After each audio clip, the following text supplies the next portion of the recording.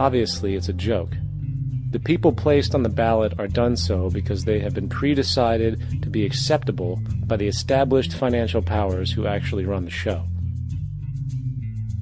Yet, many who understand this illusion of democracy often think, if only we could just get our honest, ethical politicians in power, then we would be okay.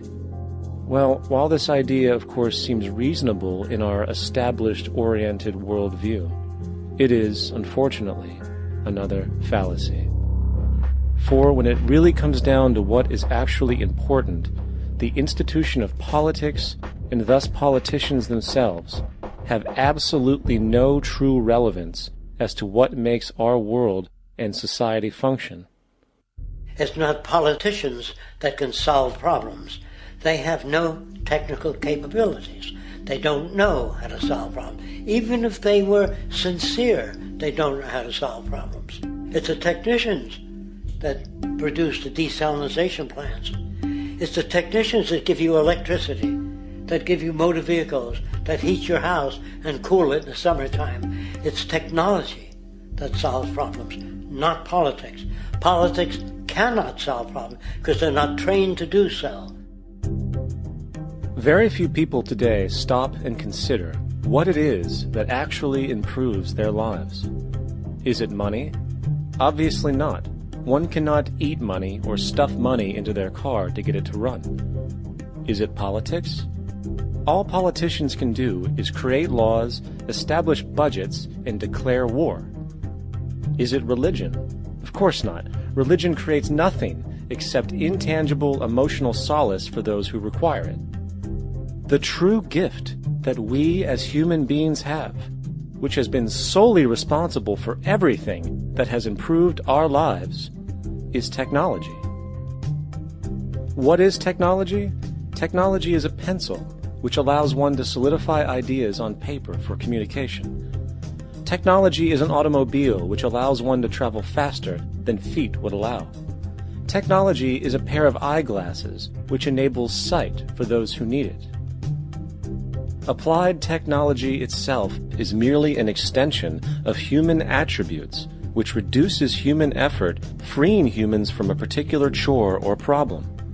Imagine what your life would be like today without a telephone, or an oven, or a computer, or an airplane. Everything in your home, which you take for granted, from a doorbell, to a table, to a dishwasher, is technology, generated from the creative, scientific ingenuity of human technicians, not money, politics, or religion.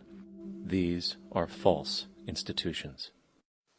And writing your congressman is fantastic. They tell you to write your congressman if you want something done.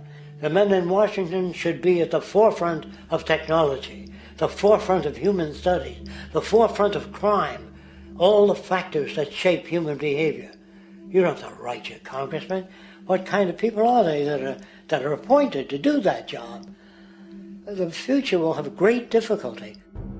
And the question that's raised by politicians is, how much will a project cost? The question is not, how much will it cost? Do we have the resources? And we have the resources today to house everyone, build hospitals all over the world, build schools all over the world, the finest equipment and labs for teaching and doing medical research. So you see, we have all that, but we're in a monetary system. And in a monetary system, there's profit. And what is the fundamental mechanism that drives the profit system besides self-interest? What is it exactly that maintains that competitive edge at its core? Is it high efficiency and sustainability? No, that isn't part of their design. Nothing produced in our profit-based society is even remotely sustainable or efficient. If it was, there wouldn't be a multi-million-dollar-a-year service industry for automobiles, nor would the average lifespan for most electronics be less than 3 months before they're obsolete. Is it abundance? Absolutely not. Abundance, as based on the laws of supply and demand, is actually a negative thing. If a diamond company finds 10 times the usual amount of diamonds during their mining, It means the supply of diamonds has increased, which means the cost and profit per diamond drops. The fact is, efficiency, sustainability, and abundance are enemies of profit. To put it into a word, it is the mechanism of scarcity that increases profits. What is scarcity? Based on keeping products valuable. Slowing up production on oil raises the price. Maintaining scarcity of diamonds keeps the price high. They burn diamonds at the Kimberley diamond mines. They made of carbon. That keeps the price up. So then, what does it mean for society when scarcity, either produced naturally or through manipulation, is a beneficial condition for industry? It means that sustainability and abundance will never ever occur in a profit system, for it simply goes against the very nature of the structure. Therefore, it is impossible to have a world without war or poverty. It is impossible to continually advance technology to its most efficient and productive states. And, most dramatically, it is impossible to expect human beings to behave in truly ethical or decent ways.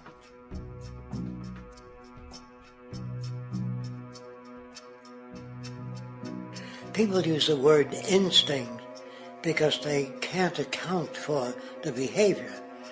They sit back and they evaluate with their lack of knowledge, and they say things like, humans are built a certain way, greed is a natural thing, as though they've worked for years on it, and it's no more natural than wearing clothing. What we want to do is to eliminate the causes of the problems, eliminate the processes that produce greed and bigotry and prejudice and people taking advantage of one another and elitism, eliminating the need for prisons and welfare. We have always had these problems because we have always lived within scarcity and barter and monetary systems that produce scarcity. If you eradicate the conditions that generate what you call socially offensive behavior, it does not exist. The guy said, well, isn't that inborn? No, it's not. There is no human nature. There's human behavior, and that's always been changed throughout history. You're not born with bigotry and greed and corruption and hatred. You pick that up within the society. War, poverty, corruption, hunger, misery, human suffering will not change in a monetary system. That is, there'll be very little significant change. It's going to take the redesign of our culture, our values, and it has to be related to the carrying capacity of the earth, not some human opinion or some politician's notions of the way the world ought to be, or some religious notions of the conduct of human affairs. And that's what the Venus Project is about. The society that we're about to talk about is a society that is free of all the old superstitions, incarceration, prisons, police, cruelty, and law. All laws will disappear, and the professions will disappear that are no longer valid, such as stockbrokers, bankers, advertising, gone forever, because it's no longer relevant. When we understand that it is technology devised by human ingenuity which frees humanity and increases our quality of life, we then realize that the most important focus we can have is on the intelligent management of the Earth's resources. For it is from these natural resources we gain the materials to continue our path of prosperity. Understanding this, we then see that money fundamentally exists as a barrier to these resources, for virtually everything has a financial cost. And why do we need money to obtain these resources? Because of real or assumed scarcity.